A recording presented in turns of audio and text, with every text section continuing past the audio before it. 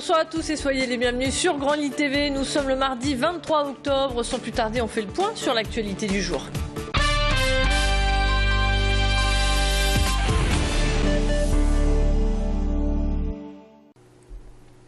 Il y avait du monde, beaucoup de monde ce midi, place de l'Opéra à Lille. Le groupe Alliance Vita, créé par Christine Boutin, a mobilisé ses troupes pour manifester contre le projet de loi sur l'homoparentalité.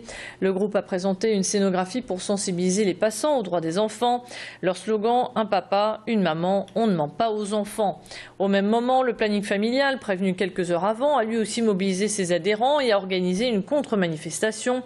Peu nombreux mais actifs, ils ont donné de la voix, notamment avec le soutien du LGBT qui, eux, sont pour le mariage homosexuel et l'adoption homoparentale. Machin Grunessen était sur place pour Grand Lit TV. Je vous propose d'écouter quelques-unes des réactions.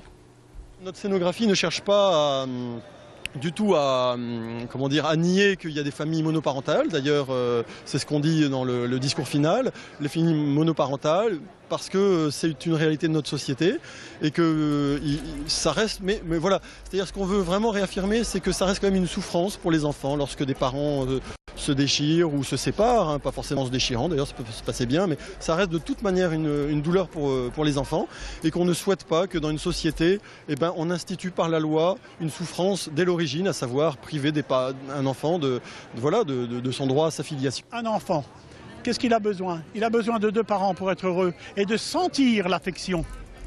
Vous comprenez? Et à partir du moment où il sent cette affection, il sera épanoui.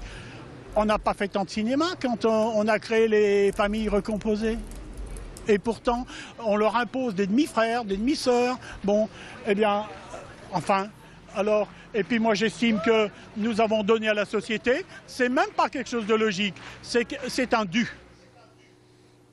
Voilà, en tout cas, ce projet de loi lui sera présenté en Conseil des ministres le 31 octobre prochain et il pourrait bien devenir un casse-tête pour le gouvernement.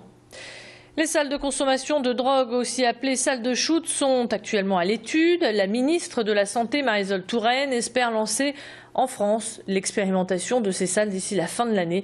Une éventualité qui n'est pas au goût de tout le monde. L'UMP s'est déclaré hostile. Chez nous à Lille, la mairie ne souhaite pas faire partie de ce projet, estimant qu'elle n'est pas concernée. Et puis justement à Lille, un espace d'accueil et d'accompagnement des usagers de la drogue existe. Il propose une écoute mais aussi du matériel stérile aux consommateurs de drogue. Tanguy Lécluse s'est rendu sur place. Cet homme d'une cinquantaine d'années a tout perdu à cause de la drogue. Au chômage, il voulait tuer l'ennui. Conséquence, sa femme le quitte, il se retrouve à la rue du jour au lendemain. Aujourd'hui, il souhaiterait arrêter.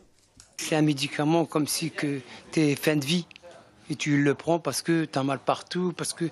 Mais au début, c'est vrai, c'est une drogue. Tu dis je pique du nez, je suis bien, mais zéro. Et je conseille à personne de toucher à la drogue dure. L'expérimentation des salles de consommation de drogue à moindre risque a été annoncée par Marisol Touraine, ministre de la Santé. Ce toxicomane réagit, il est habitué au shoot dans les squats de fortune. Ça consomme partout. T'en as, tu vas les trouver sous une cage d'escalier, t'en as, tu vas les trouver juste là derrière le feuillage. Il y en a qui sont partout parce qu'ils ne sont pas à l'endroit où aller consommer. Dans ce centre d'accueil, on trouve du matériel pour sa consommation personnelle. Des kits complets avec seringues, lingettes nettoyantes, des kits sniff pour pouvoir consommer proprement. Et pourtant, la consommation de drogue est interdite sur place. Ça pourrait poser la question de l'acceptation par le voisinage. Maintenant, il s'agit aussi de communiquer autour le bienfait de la mise en place de ces salles de consommation à moindre risque auprès d'un voisinage en mettant en avant les bénéfices pour les habitants, à savoir ne plus avoir d'abandon de matériel de consommation sur la voie publique, dans les espaces verts, dans les jardins d'enfants, dans les cages d'escalier. La mairie de Lille s'oppose à l'installation d'une salle de shoot. La demande serait insuffisante sur la métropole lilloise. On vous le disait hier, attention aux intoxications de monoxyde de carbone. 8 personnes, dont 5 pompiers, viennent encore d'être hospitalisées ce midi à Tourcoing. 3 personnes sont dans un état grave. Pensez donc à vérifier votre chauffage par un professionnel. Je vous rappelle que le monoxyde de carbone est un gaz inodore et incolore, difficilement détectable. Les symptômes sont des vertiges, des maux de tête ou bien des nausées. Dans le reste de l'actualité, la Fédération française du bâtiment tire la sonnette d'alarme.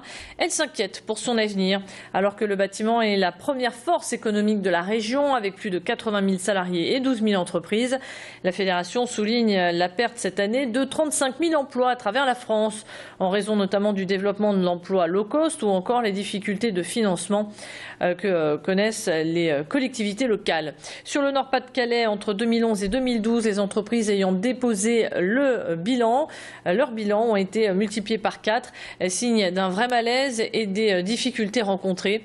Aujourd'hui, le moral des entrepreneurs est en berne. Certains craignent pour les années à venir. On écoute Olivier Tomasini au micro d'Adélaïde Bollard. Ce que je crains, c'est une déstructuration de la profession, c'est-à-dire qu'une entreprise qui disparaît, elle ne se recrée pas d'un coup de baguette magique par une création, par la reprise de ses salariés. C'est des salariés qui restent au bord du chemin, c'est des jeunes qui ne retrouvent pas d'emploi, c'est des plus anciens qui vont rester au chômage jusqu'à leur retraite, et c'est surtout un savoir-faire et un tissu relationnel qui se perd. Si on ne fait pas quelque chose, on va perdre tout ce tissu qui sera compensé par des entreprises qui travailleront moins bien, voire qui viendront de l'étranger, ce qui serait une catastrophe pour l'économie régionale. C'est ainsi que s'achève cette édition. À suivre votre météo.